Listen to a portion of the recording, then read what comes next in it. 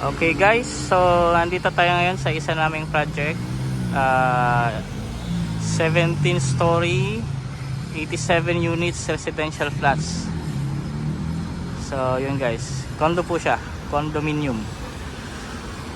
So meron siyang viewing deck doon sa level 14. May swimming pool din dyan na maliit. Tapos sa level 1 may swimming pool din, tsaka dalawang basement. Okay guys, so tara, punta natin.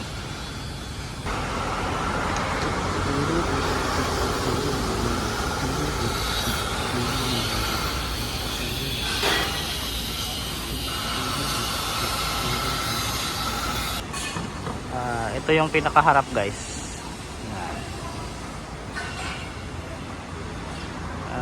Yun yung viewing deck na sinasabi ko kanina.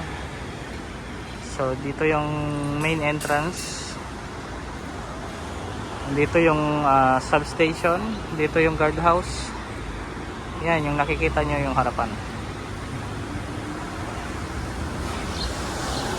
Ganda, lapit na matapos guys.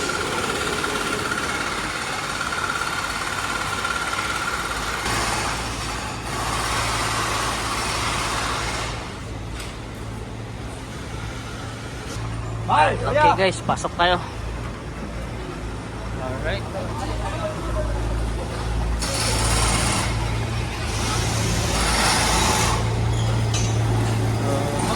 Ito yung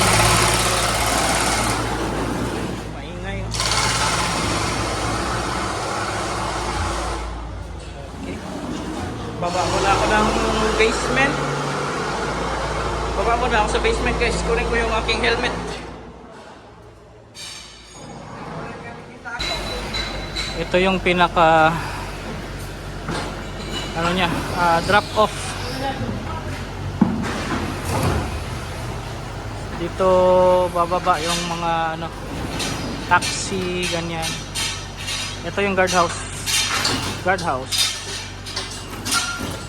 Dito yung substation, andun yung electrical switch room. Okay. Yan. Ito yung pinaka-entrance. Yan yung high ceiling. Meron yung trellis. Ganyan. Okay. Ayan guys, dumiretso na ako dito sa pinaka-roof ng ginagawa namin. So, yan. Ganda dito.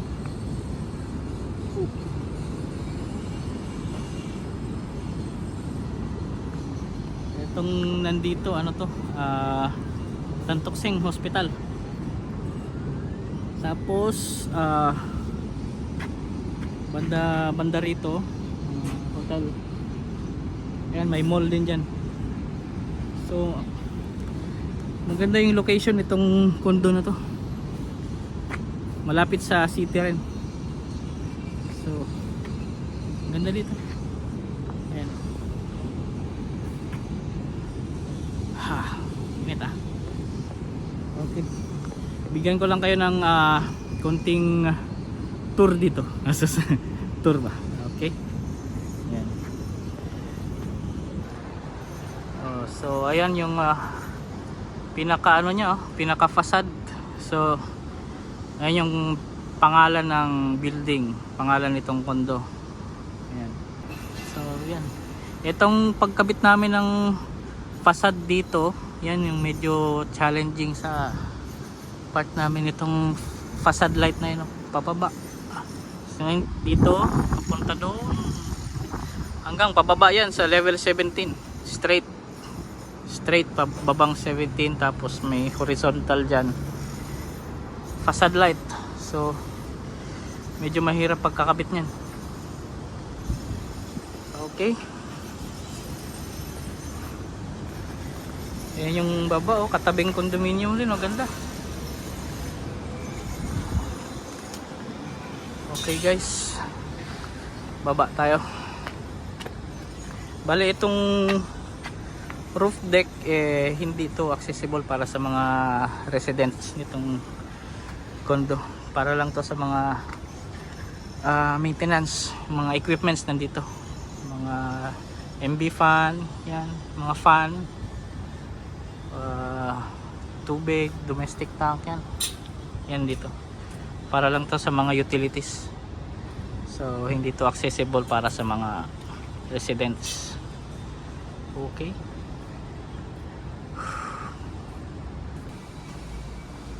Baba tayo guys. Silipin natin yung unit.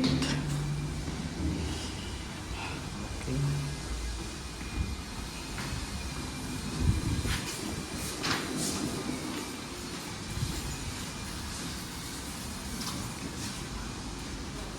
So, ayan.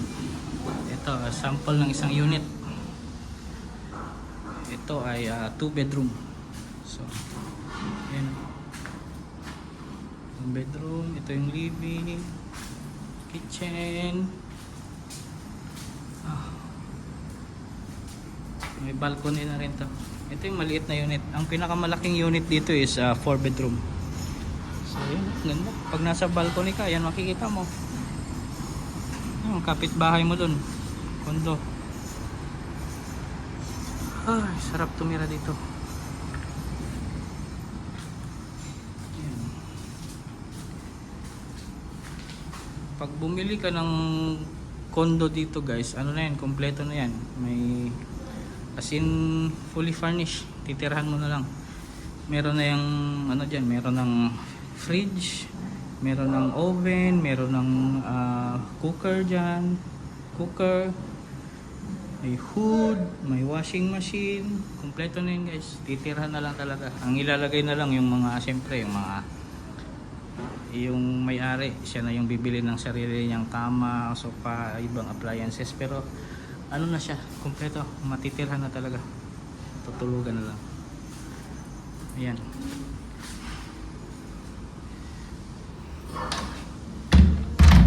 Nakalak.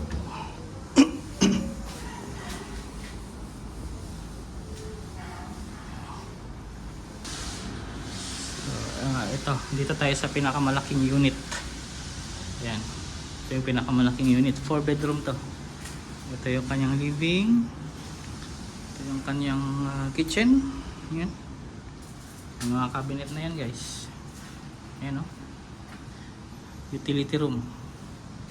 Toilet. Ayan, may access din dito. Papuntang living. Dining. Ayan.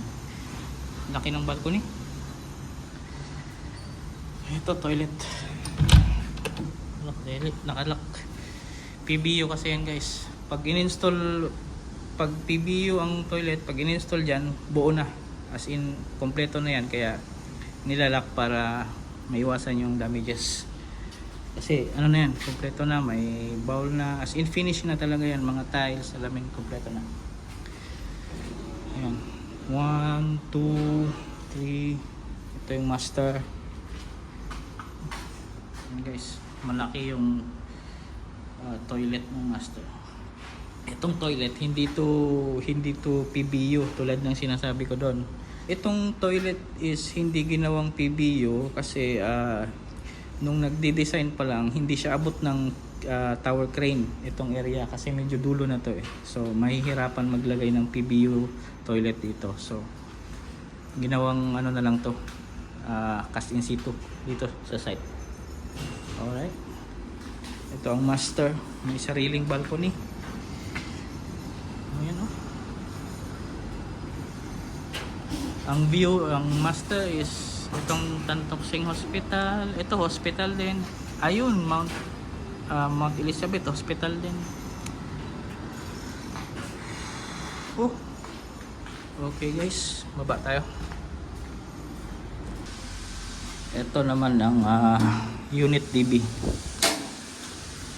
Yan. Mali. Isang unit. Yung DB niya ito. Ito. 63 amps. Alright. Ito naman yung electric riser. Dito yung mga dito ikakabit yung mga metro ng bawat unit. So sa Isang level, 6 na unit. So 1, 2, 3, 4, 5, 6, 6 na metro. Okay. Yan. Dito nga pala guys, sa Singapore is yung mga residential dito na mga building o kahit mga bahay required na may shelter. Shelter means bomb shelter. Kaya nandito tayo ngayon sa staircase shelter. So ang staircase na to simula sa roof hanggang sa basement, ito ay bomb shelter. Ibig sabihin ito yung pinakamatibay ng structure nitong building guys. Gumuho na yung buong building na to, ito matitira to. Makakapal to guys, buhos. Makakapal na buhos yan. At halimbawa kung may nangyari man, automatic to, meron tong ventilation. Tapos meron siyang mga power point at may internet.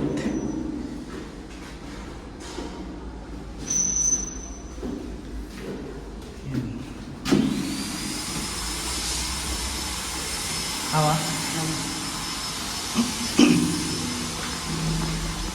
So, kung ano mangyari pag halimbawa nagkaroon ng pag binomba, halimbawa ang Singapore, no? Binomba. Dito lahat papasok yung mga tao. So, safe sila dito. Ayan, yung mga pinto yan guys. Yung mga pinto yan makakapal. Ayan. May internet yan. Okay. So, yan. Dito tayo ngayon sa level 14. Ito yung viewing deck na sinasabi ko kanina. Mayroong swimming pool. Uncle! How are you, Uncle?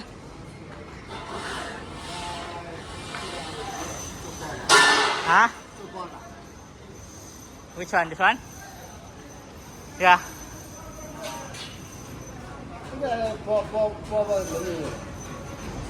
So, ayan. Level 40. Maliit na swimming pool. At yung unit dito, loft type. So, dalawang unit dito sa level 14 na loft type. So, maganda. Maganda. Alright. Lusot tayo dito. Baba tayo. So, ito yung kabilang side ng viewing deck. Ito yung nasa side na harapan. Medyo magulo pa dito. Medyo madami-dami pang trabaho dito.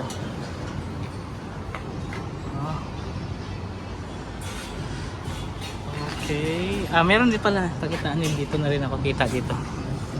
Ito guys. Ayan. Ayan guys. Ayan. Yang building na yan, condominium din yan guys. 19 story naman yan, 71 units residential. Kakatapos lang namin yan. So, tapos na kami yan. Halos nagsabay itong dalawa na to. Medyo na-delay lang itong isa. Ayan kasi medyo ano lang bukod sa 71 units lang siya, 4 units lang per level. So, mabilis siya umangat. Ito 6 units to eh. 1 level 6 units. Saka mas komplikado ito. Yan madali lang. Straightforward yan. Para typical lang. Bro!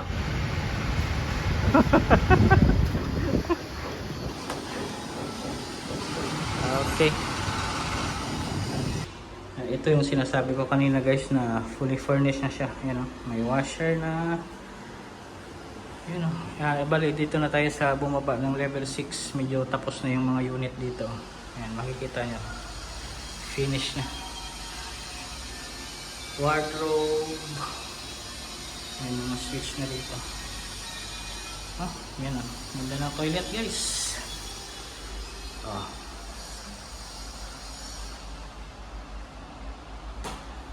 Alright. Ayan. Ayan, kitchen. May open na, may cooker na, may ano na, fridge. Ganda ng fridge. Ayan, kompleto na. As in guys, titirhan na lang to ng bumili.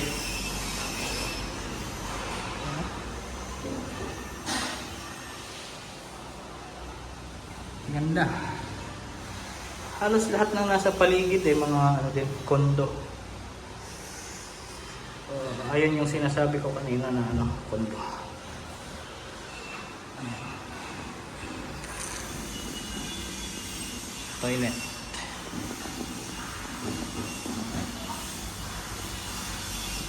Okay guys. Ayan guys, dito naman tayo ngayon sa level 1. So ito yung pinaka main pool, main pool, main swimming pool. Ayan.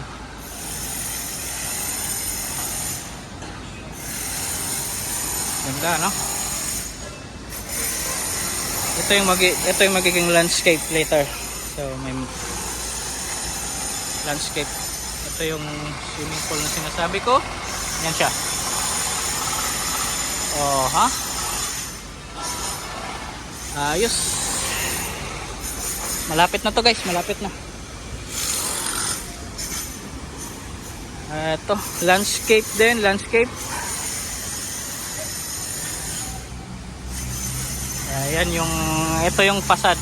Ayan, yan. Ganda. Bali dyan, meron dyang mga ilalagay na mga parang mga kukun na mga gazebo.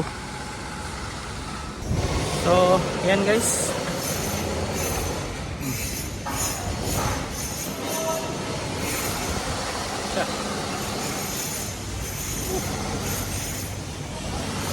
Taas. Okay.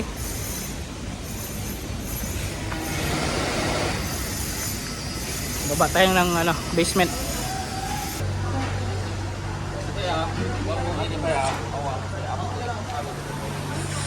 So pababa tayong basement guys. Ayan. Mga materyales.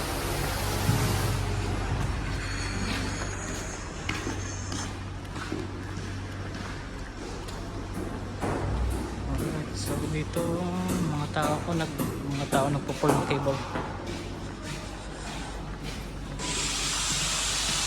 Wow. Hindi maingay. Ito mga storeroom.